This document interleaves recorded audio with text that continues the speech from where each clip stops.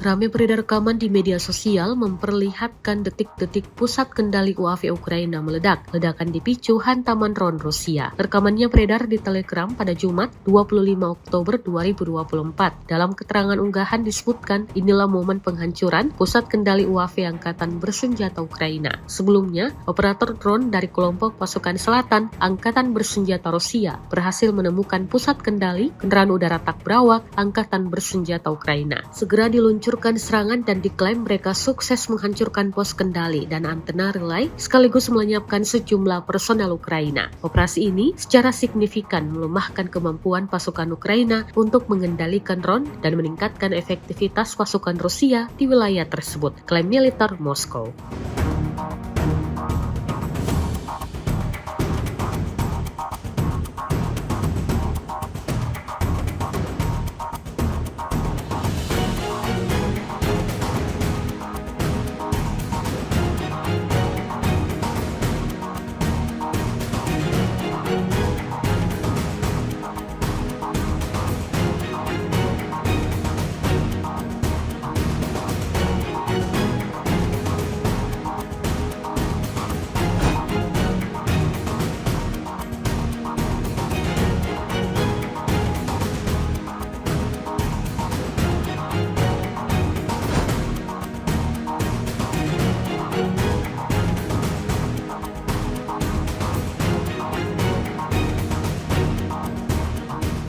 Download Tribun X sekarang, menghadirkan lokal menjadi Indonesia.